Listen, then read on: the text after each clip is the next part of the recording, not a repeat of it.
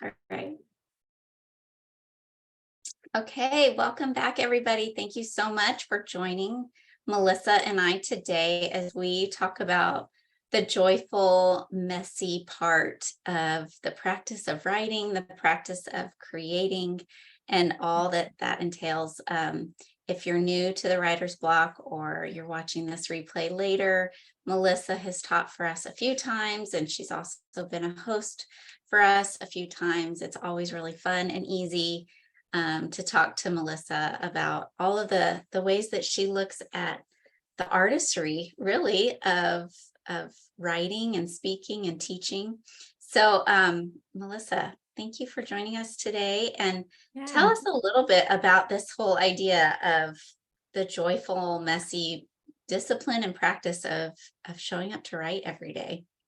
Yeah, I kind of call discipline the D word with my tongue in cheek because, I mean, just for fun, let's just do this really quick. In the chat, what do you think of? What is the connotation for you when you think of the word discipline? What comes to mind?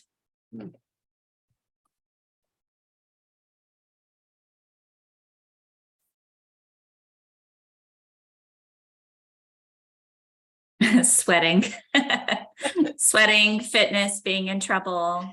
Yes. And so I've taught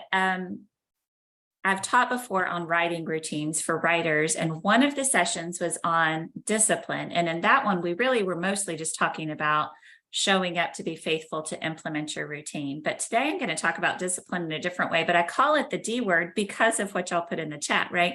We do not think of discipline as a easy, good, or joyful thing. We think of, if you're a child, you think of discipline or getting in trouble, or I think of, we've had these friends who are runners and they train for marathons all the time. You know, the discipline of training for something where there's this grueling hard work, and that is 100% part of discipline, right? That is part of it. But today I really want to shift our perspective a little bit into that a more joyful perspective on that it's an invitation, really. It's this messy, joyful practice of our art, but there is this component of choice in it that we have to choose to do that, right? I'm going to talk about this more on Thursday, but when I was teaching on routine, and routine is fantastic, but one of the benefits of a routine is it becomes a habit, right? It becomes comfortable and it becomes automatic. And so you don't have to think about it, right? But discipline is something that you have to think about. It's uncomfortable and you have to choose to do it. I had to choose to get up today and stretch my body because of my back issues. I didn't want to do that, but I chose to do it. And so that's kind of why I joke about calling it the D word. But really, it's the messy practice of our art, and it's about growing in our craft, which I think we all want to do, right? We want to get better at writing. We want to get better at serving our readers. And so discipline is just going to be a part of that process. Yeah, and the discipline is, I like that you called it the D word, because it does have so many negative connotations, and there's such a element of like overcoming the obstacles in our own minds about whatever it is that we have to do, right? Yeah, so, it is. Yeah, how have you learned to use that kind of principle in your own writing life? Yeah. So in that sense, I mean, we've all been learning and growing as writers since we've had a pen in our hand, right? But it's just, it changes over time. When I was younger and I wrote, it didn't feel as much like discipline, right? It was fun. It was exploration. It was, oh, there's a poetry contest. I'm going to enter it. There's a, let's go write a short story. Okay, that sounds fun. Or I'm going to journal because I need to work through my feelings. And those things didn't necessarily feel like that discipline piece of things. There was definitely discipline involved when my English teacher is giving me a paper to write and I've got a deadline and you have to get it done, right? But then as I grew as a writer, that changes. And I did have to exercise discipline to grow as a writer. I decided to have a blog at first, and it was set to private. And I used it like a scrapbook for my family. And even that took discipline to figure out, how do you get the website going?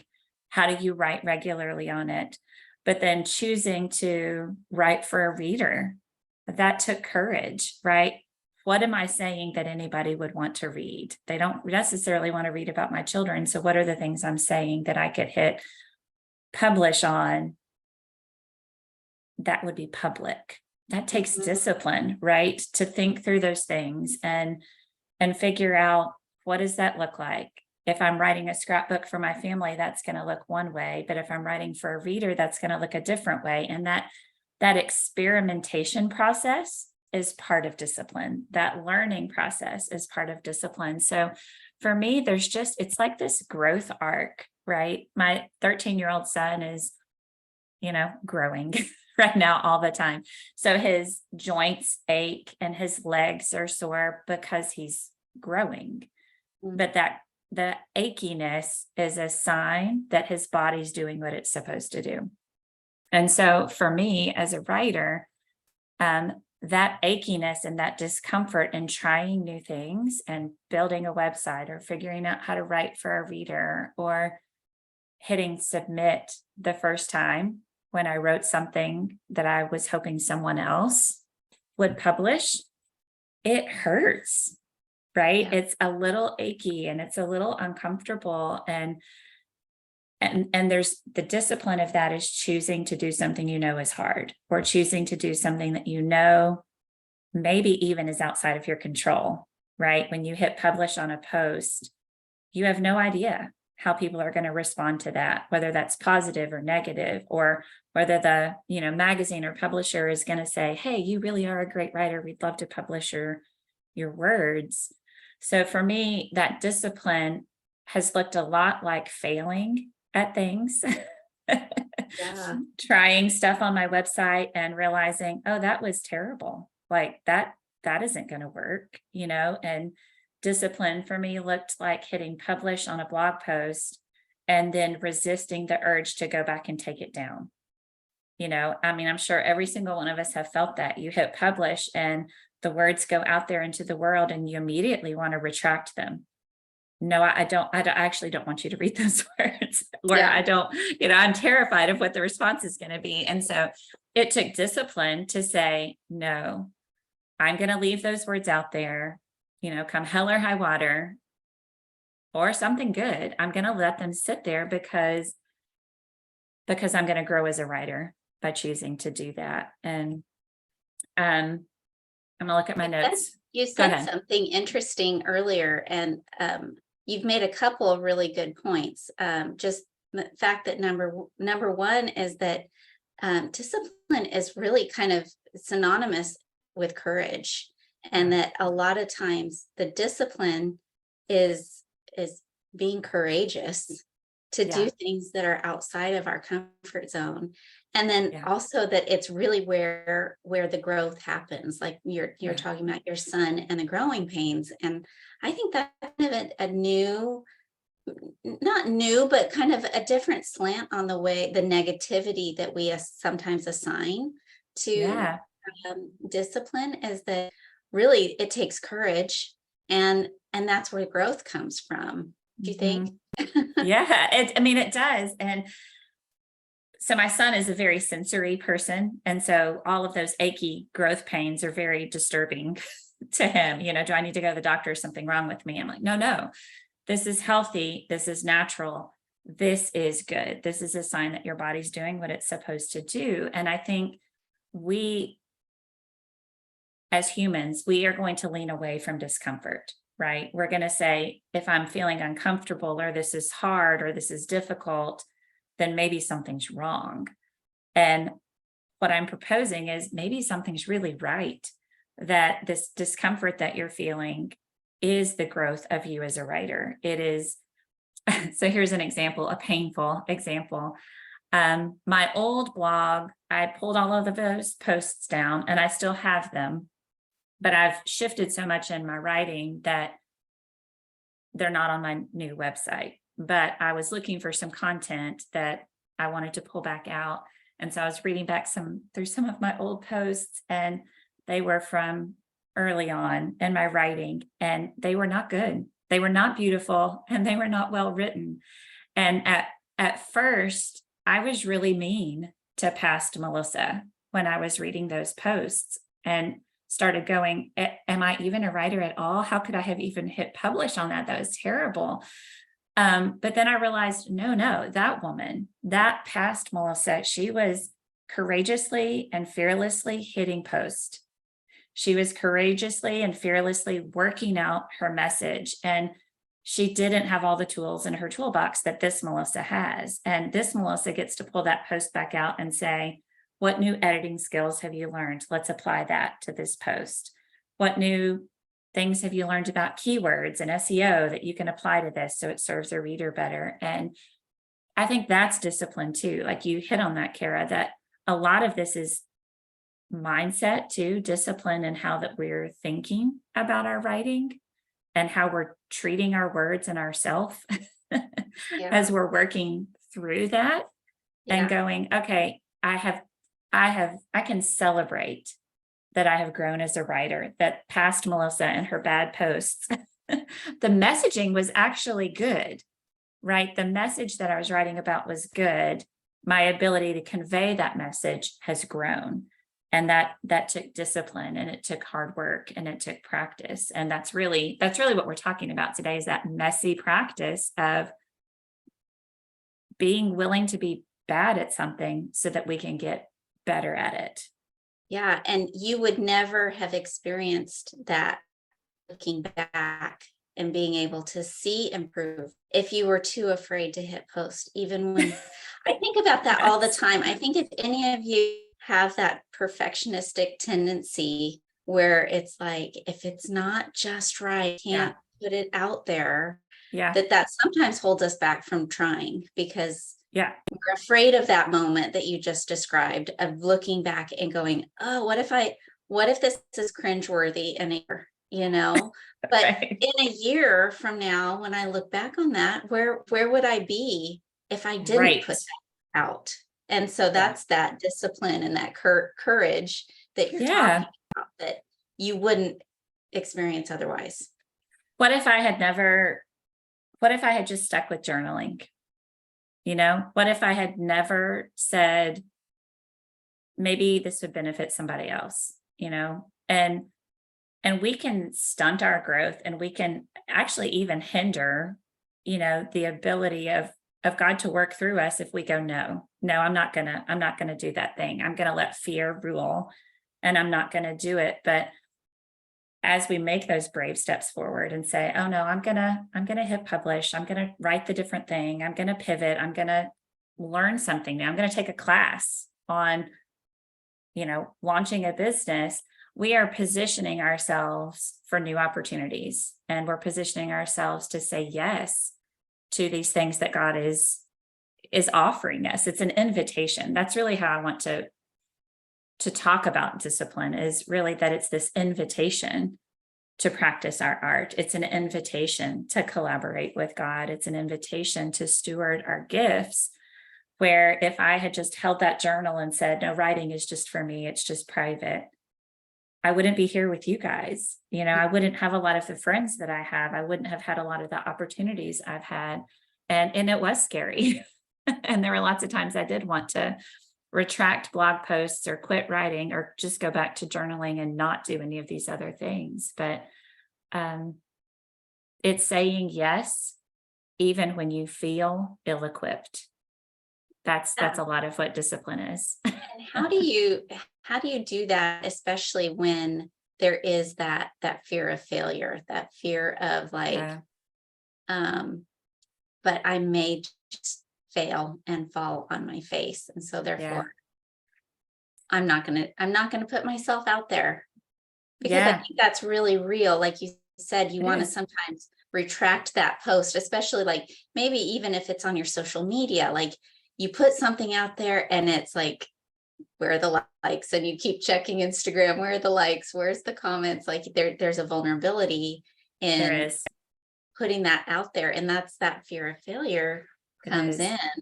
But discipline, like you're saying, like I kind of, what I'm hearing you say is like discipline is both like the practice of it, but also overcoming Yeah, the obstacles it that is. from Well, and fear doing. is a funny thing, right? Fear. So I ask myself and my children often, okay, so that's your fear. Now what? Let's play that all the way out. So what happens if that fear comes to be? Well, the truth is we are going to fail as writers, right? There are things that are not going to work. What's the worst case scenario? And the worst case scenario is they don't read my words, or they read my words and they hate my words, or and you take it all the way out, and then you can go, so what? Mm. Did you learn something? Was God at work? Is that going to kill you? No. Is it going to stop you? It could, but you can choose to keep moving forward. And so I think some of the courage, and I'm going to talk about this more on Thursday, but so much of this for us as believers is that we can fail with hope. We can fail because we know that God is still at work, and that failure isn't really failure. It's an opportunity to learn. It's an opportunity to grow. So an example out of the writing world is when I was learning to watercolor paint, I threw away a lot of my first attempts. They were not good. They were not beautiful. They were not something anybody would want to look at. However, they had value. And I think that's the mentality we have to have. Is we tend to think if we're not successful, it's failure, therefore it wasn't valuable. However, failure is valuable, because in each of those things, those sheets of paper with paint on them that I threw away, the value was I learned what techniques worked. I learned what techniques did not work. I learned what colors went together. And if you overwork it, it's going to turn brown and then it's going to look terrible. So let it dry, Melissa, next time. So you throw those things away. And I've got a file on my computer when I'm editing blog posts. I will cut out words that I don't think go in that blog post, but I keep them in this file I call the cutting room floor. And I hold on to them because there's something to be learned from them. Maybe they just go in a different blog post. Maybe it was too wordy and I could edit them and they would be better, to go back in. But I think we have the opportunity to look at failure differently. And that's, like you said, Kara, that's part of the discipline, is disciplining your mind to think differently about your work and saying, this is hard, but I'm not going to quit. And I'm not going to quit because this is worth doing. And I'm not going to quit because this is something God's given me to do. And I that's think exciting, right? it is. It reminds me too of the book that we're talking about in all of the writing tips, Steal Like an Artist. Austin Kleon says that, we should be publishing every day. Like that's one of his things, like the practice of publishing all the time. And whether that's every day for you, once a month, or every couple weeks, whatever that looks like for you. Like you don't know what kind of your sharing of your journey is encouraging somebody else. Like Right. sometimes I think when we're too hard on our past selves and the place at which we started, like you're encouraging somebody else's journey too, by being more open about sharing your own struggles and your own failures and the things that hit and then the things that don't hit quite the same. Right? Because I think that it's good for all of us to see that in each other. Just that tenacity to keep going and to keep hitting publish, even when it's not maybe exactly something you're going to love next year. You're, like you said, you're learning in it, and you just have no idea who might be watching and listening and reading along the way that you're encouraging by your tenacity to keep going. And there's so much, joy is one of the things I talk about a lot. And I'm a middle child and a whimsical person. So I love being a dabbler. I love trying stuff, all of the things. But I think even that is a part of our writing journey, right? That as we are trying things and we're trying maybe to submit things to have someone else publish them. We're learning how to write for a different audience, or we're learning how to write under somebody else's constraints. Or I've on Instagram, I call Instagram my playground, because I really make that a place of exploration and curiosity and play for myself. Let me try this reel. Let me try this idea. Let me try this post, because it's fun, but it's also, for me, it's a working out of my skills and abilities, but also testing the waters. What are people responding to? What do they enjoy? What do they not enjoy? What's hitting people? And there have been seasons where what I learned was I don't need to be submitting articles right now. I need to be working on my own message. And then there have been seasons where I did need to be submitting articles because I needed to have that accountability and that structure of someone else telling me, use this font, only this many words, this is the topic. And that was a good practice for me to have to work within those confines, instead of me making up my own confines for my website. Right. And So valuable.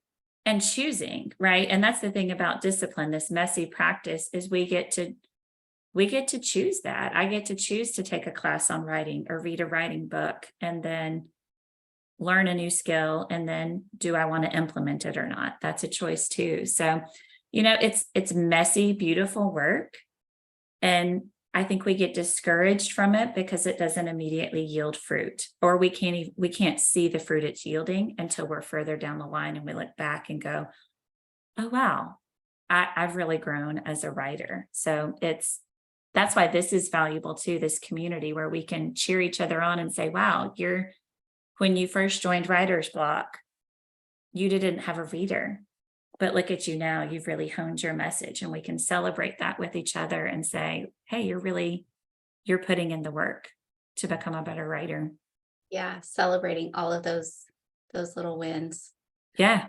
Martha had an insightful comment about when we were talking about fear, and that, Mhm. when Joshua was leading Israel into the promised land, like they had to get into the water before the waters separated, and I think that Yeah. that is a lot of the things that we have to overcome. And the discipline of writing is that it's okay to do it scared. It's okay to have a Yes. little fear and trembling and trepidation.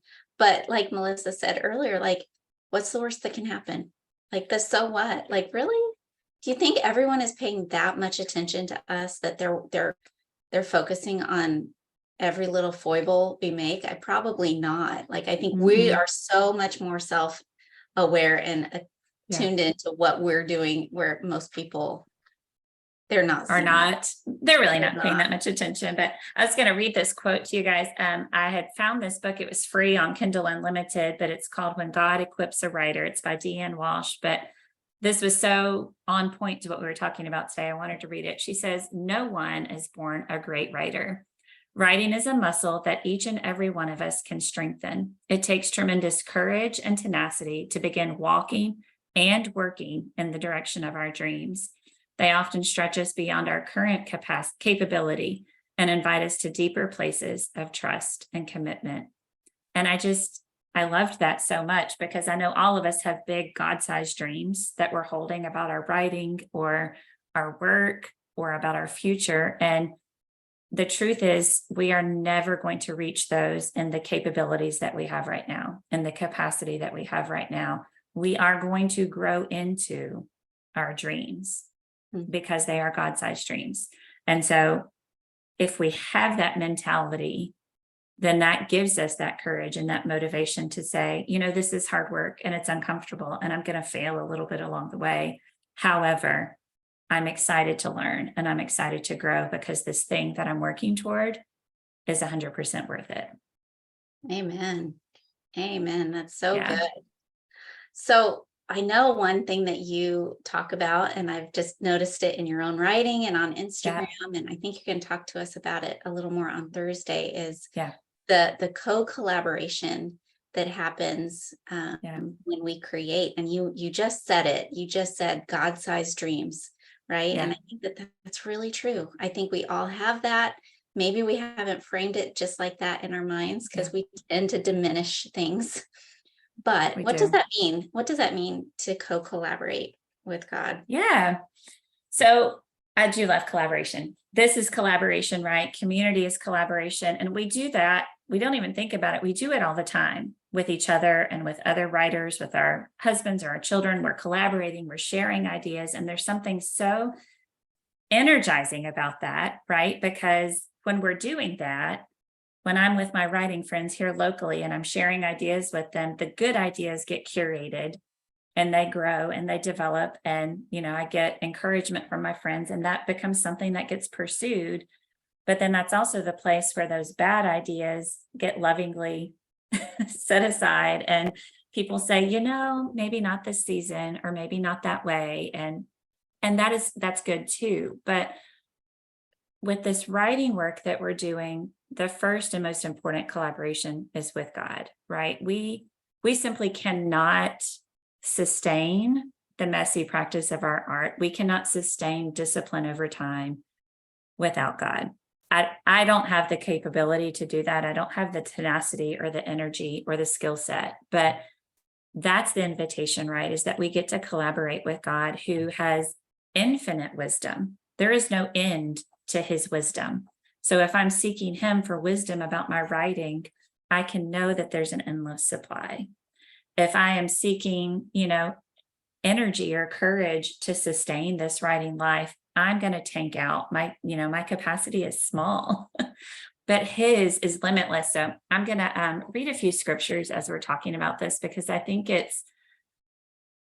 that has to be our foundation. That has to be the place that we're operating from. So let's see, pulling up my notes here. I don't want to get lost. Serving a reader can be motivating, but we can also, I'm going to say the thing, we can get tired of serving our reader, right? Or our reader can change. So that's not necessarily going to be a sustainable motivation. We can work because we enjoy the affirmation from the world, but that also isn't guaranteed. that may come and it may not. But if we're working to honor God and to glorify God, and we're working for him, then that has an eternal thread, right? So here's two scriptures I wanted to read. So Colossians 3:23, we all know this one. Whatever you do, work at it with all your heart, working as for the Lord, not for human masters, which we know that, but is that sustainable? Can we do that on our own either? Probably not. And then there's 1 Corinthians 15:58, which says, therefore, my beloved brothers, be steadfast, immovable, always abounding in the work of the Lord, knowing that in the Lord your labor is not in vain. And I love that verse too, but that can feel like a should, right? And it can feel very burdensome to go, well, I'm not always steadfast. I'm not always immovable. I'm not always abounding in the work of the Lord. So how do we do that? How do we collaborate with God in such a way that it's sustainable, that it's joyful, that we don't wear out? So this year I picked a verse for my theme verse, and it's a little bit long, but I'm going to go through it phrase by phrase, if that's okay, Kara. And this is the heart of collaboration with God. This is how we sustain our writing life and do that messy practice of our art. So this is 1 Corinthians 9 through words. Yeah. Colossians 1, 9 through 12. There we go. We got it. Colossians 1, 9 through 12. So the first part is, we have not ceased to pray for you. So I'm going to pause right there. That's the first thing, is seeking God and praying over our writing, that as we seek him, he's going to answer us. We have not ceased to pray for you, asking that you may be filled with the knowledge of his will in all spiritual wisdom and understanding. And that's that starting point of that collaboration, is that God fills us with insight and wisdom and the words to steward, so that we may walk in a manner worthy of the Lord, fully pleasing him, bearing fruit in every good work and increasing in the knowledge of God. And that's the beauty, is that when we're collaborating with God, we get to show up and faithfully do the work. And then God is the one who's producing the fruit. He's the one giving us the strength and the energy to do it. And in him, we're then bearing fruit in every good work. We're serving our people well. And then we are increasing in the knowledge of God. And then this last part is the best part. It says, being strengthened with all power according to his glorious might. So it's not our power, right? The collaboration is really powered by God. And then I was so excited about this verse this year. And then I got to this little phrase and I was like, oh, there's the hard part, God. I hear you.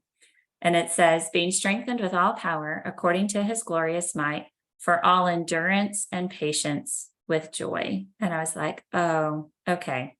Endurance and patience. There's the discipline part, that this is toil, this is labor, this is work, this is constantly us operating out of our weakness, but in his glorious might. That's the collaboration, is us humbly recognizing that it's his wisdom, it's his provision.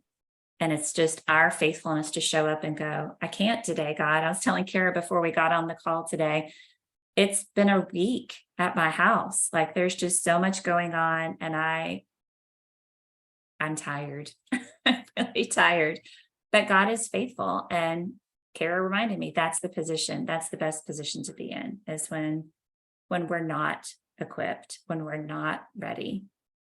It's okay because our great God is. So I'm going to read the whole verse through without my stopping there because it's so good. For Colossians 1:9-12, we have not ceased to pray for you, asking that you may be filled with the knowledge of his will and all spiritual wisdom and understanding, so as to walk in a manner worthy of the Lord, fully pleasing to him, bearing fruit in every good work and increasing in the knowledge of God, being strengthened with all power according to his glorious might, for all endurance and patience with joy, giving thanks to the Father who has qualified you to share in the inheritance of the saints in light. So yeah, collaboration with God is all about that relationship with him. It's walking with him with a sight to glorifying him, not are my words going to be read. Oh, it's so good, Melissa. I love that passage of scripture. I love too that the endurance and patience is followed with joy. Like Joy. I love that. That's so in line too with what you said you were going to talk to us about, because that, and it reminds me of John 15, where we're told to abide, right? Like you just stay connected to God. Yeah. You keep finding nourishment and strength from the vine, and you're going to bear fruit, just like it says here in Colossians. So it's such a sweet reminder for us. If any of you are feeling discouraged in the work of showing up to create, to write, to co-collaborate with the Lord, this is a good word. This is a really good word.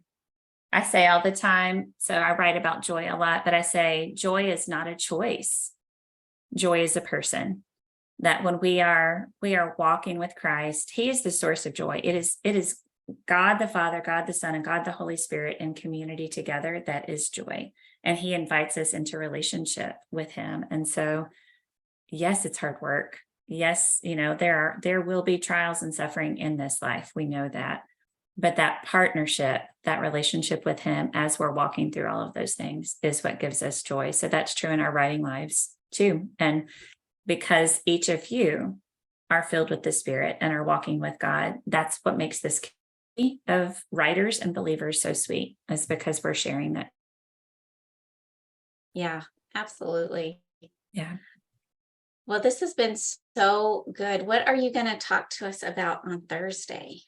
Yeah, so going to go into a little bit more detail about all of these things. We've kind of talked a little bit about the why today, but the why is discipline necessary?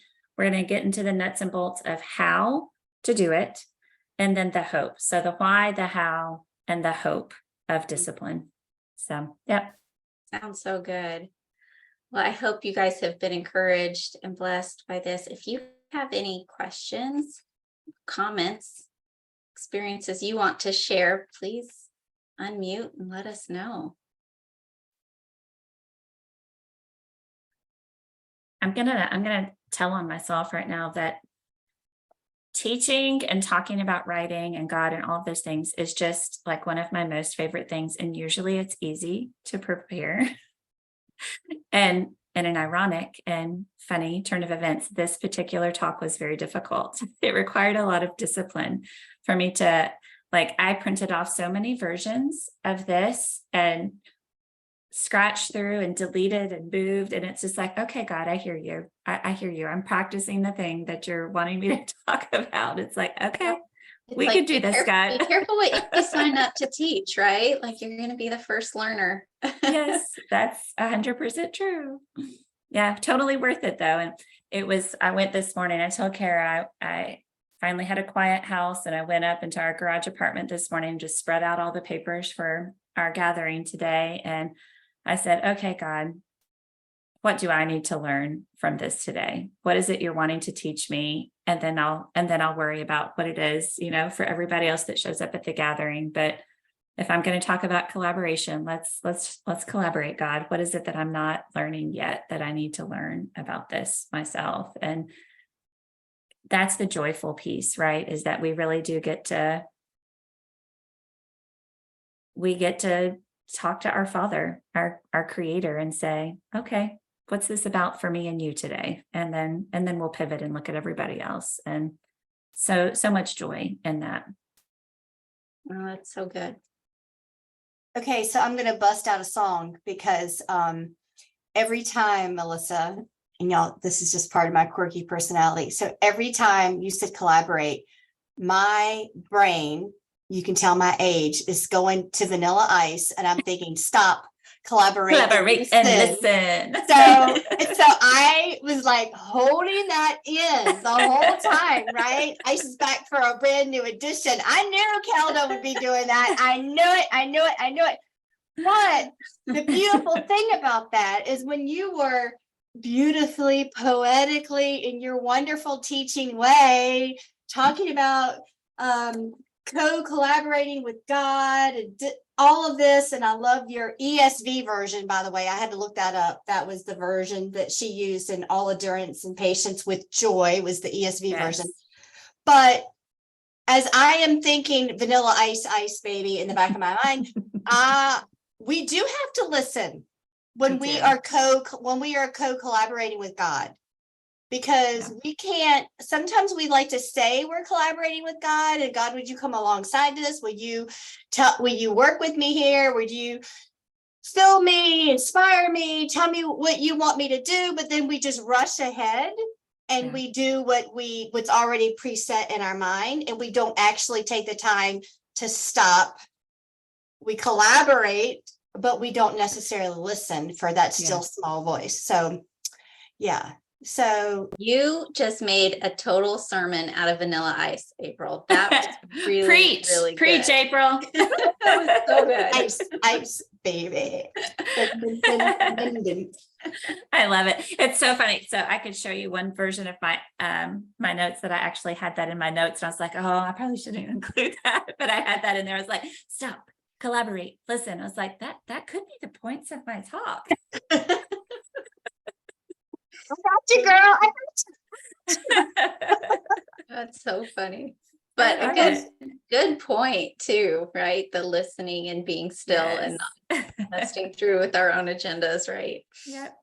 I also find when you're teaching, you learn a lot more than, like, I know I teach ladies Bible study or lead ladies Bible study, but I always have way more in my notes than ever gets out into the conversation. So I always look at that as, okay, this is what God wanted to give me to enrich my understanding of what we're studying, even if it's not something that I convey to the rest of the class.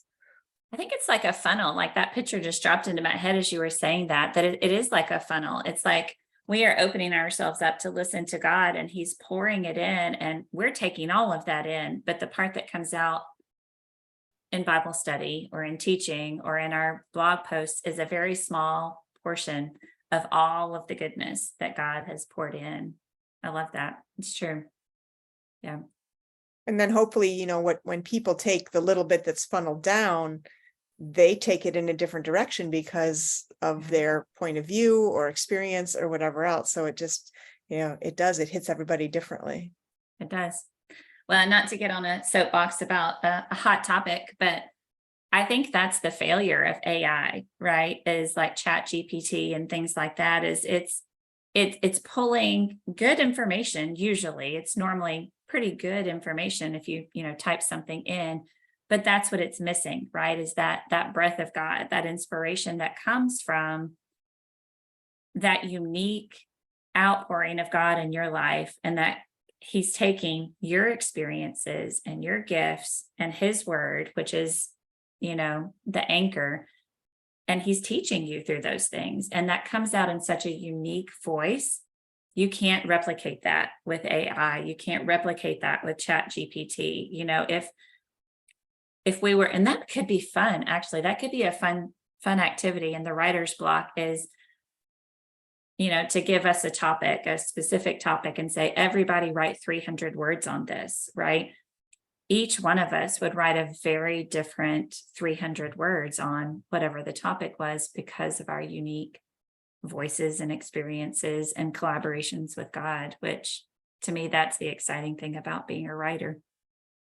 Yeah, absolutely. Which means that, like, even if there's nothing new under the sun, right, which we know Ecclesiastes tells us is true, like, your unique perspective is worth sharing, right? You're going to see some facet of the diamond that refracts light differently, and so Chat GPT can't do that. Nope. So, it's kind of fun to play with, not gonna lie. I like playing with it. It makes me laugh, but it is not the same thing as God working through His children to convey truth. So totally. Yeah. Well, I'm curious. So I'll ask questions to you guys. So what's the hardest thing for you about disciplining yourself in your writing life? Like, where do you get hitched up on moving forward with discipline in your writing life? I think for me, that's a great question. There are times when I'm like, okay, it's time to write. We're sitting down. This is the time blocked out. And my brain, my energy level, whatever, is just like, yeah, no. And it's hard because it feels like a difficult balance between sometimes it feels like it can't be forced, but there is an element of discipline, and it feels like there's this tension back and forth between figuring out, okay, when am I most fresh during the day, and all of that type of thing. But even that's not always predictable. So that's the tricky part with me, is planning it out ahead of time, but then showing up and needing to produce when, okay, maybe I just got nothing. You know what I'm saying? Yes. Yeah. I think we all resemble that remark. What else? Where else do you get hitched up in the discipline and the messy practice of writing?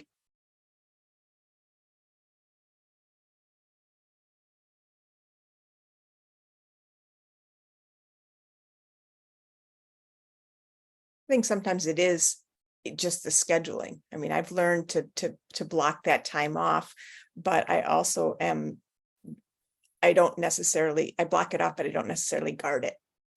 And so I let other things or people derail the thought of saying, I'm writing now, I can't help you, or I'm busy, that's a hard thing to say to someone, else. But I'm learning that if it's important to me, it would be important to somebody else. And so I actually, one of my I don't remember which family member it was like, oh, I see you're writing now, I'll come back later. And I was like, oh, wonderful. Yeah. That was, they can learn, they can be taught. Yeah. No, that's good. It's almost like convincing yourself that it's valuable enough to say no to other things. Yeah. And it's okay to say that once or twice is a little holiday, every once a month or something, but week in and week out, to have that time dedicated feels like, some of that is where I don't have the discipline to say, yeah, this is still important week in and week out. Yeah. I think one of the places I can get hitched up is I like to do all the things and try all the things. That's just part of my dabbling personality. So for me, discipline is discerning which thing needs my focus and attention, and disciplining myself to say, no, I don't need to focus on that right now. Or as interesting as this is, I don't need to learn about this right now because I'm not going to be able to implement it. And so I think discipline and discernment go together, or at least for me, that's a piece of it, is discerning what actually gets my time and attention, and being able to say, no, I'm not going to spend my time on this because I actually need to spend it over here. But Mariel said it can feel indulgent to carve out time to do writing work sometimes. And I think that kind of is like what Kathy said, like it can feel selfish, or this is me time,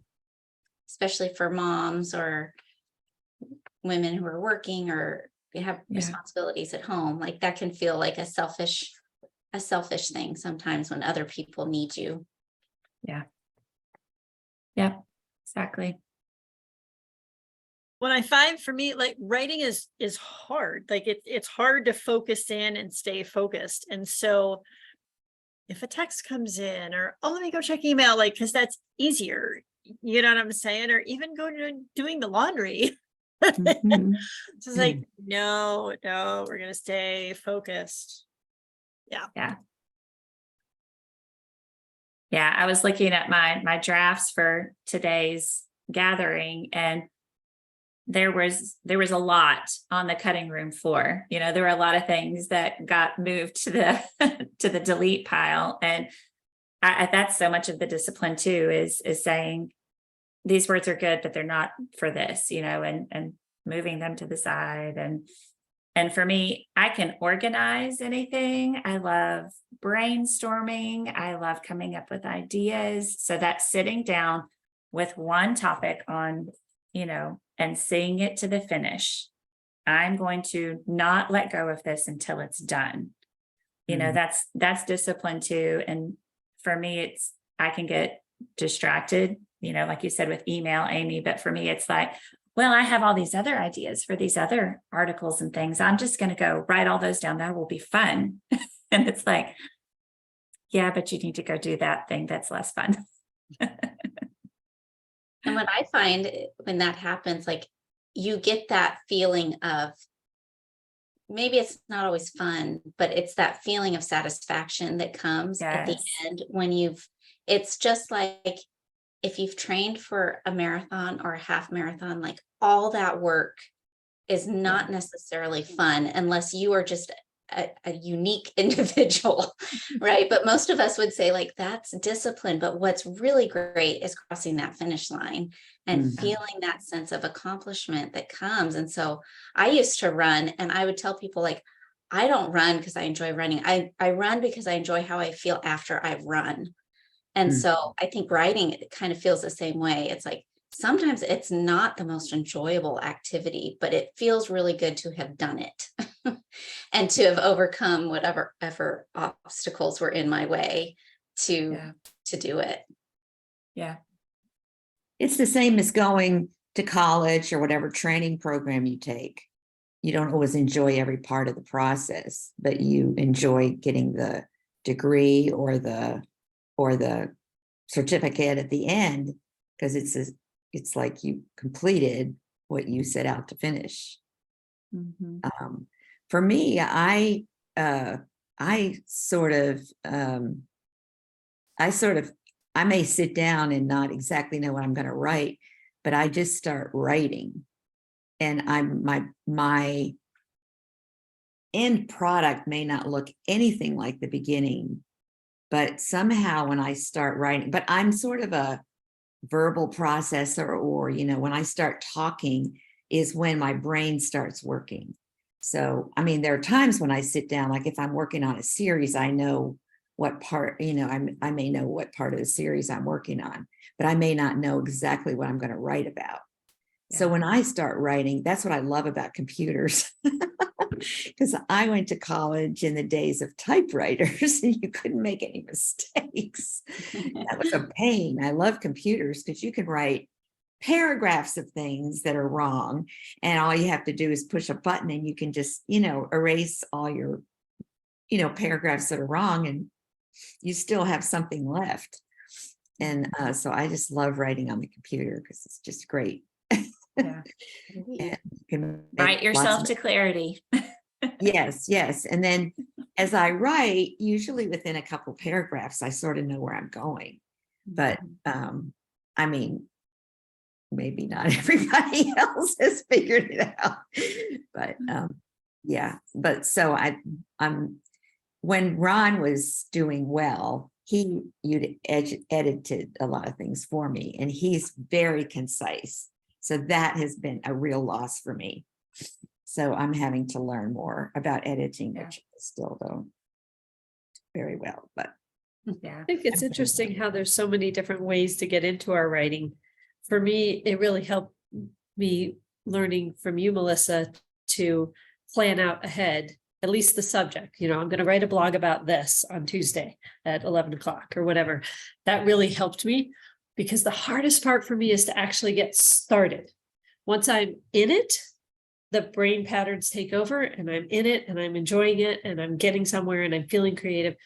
But sometimes it's so hard to just actually start. And I go, well, maybe I'll empty the dishwasher first. And what else did I have on my to-do list? Don't I need to call the girls, dentist about something?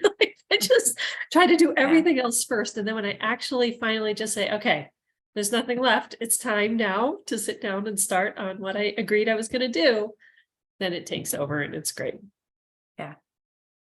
I know we're running out of time, so I was going to read this quote because I thought it was funny, and I think we would all identify with this. But this lady, she's a therapist and a literature professor, but she was talking about discipline, and she says, perhaps true discipline, rather than habits of rigidity, is your ability to leave your comfort zone. My college roommate once said, you write every morning, but that's not discipline because you like it. Indeed, discipline is related to the flexibility it takes to abandon an immediately comforting behavior for a more frightening one.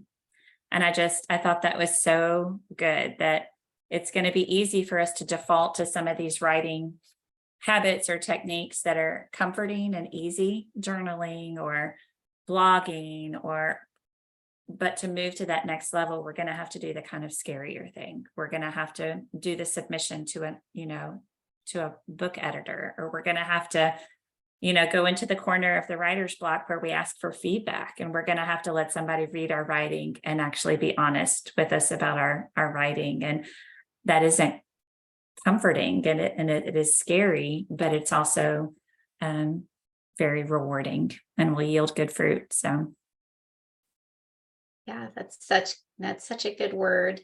So we just want to invite you all to come back on Thursday, same time, same place, new title, Slow Growth, the Joyful Messy Practice of Our Art. So we're going to talk a little bit more about just the slowness sometimes of the discipline that it takes to reap the fruit. But this has been so encouraging, a real boost, I think, to me, especially in just thinking about how to embrace the discipline and the courage that it requires to grow in this area that we all love together in writing and collaborate with God. So thank you, Melissa, so much. Thank And you. we'll have the replay up, and I look forward to seeing you guys on Thursday. thanks for coming, guys. See y'all later. Bye. Have a Thank good you. day. Bye.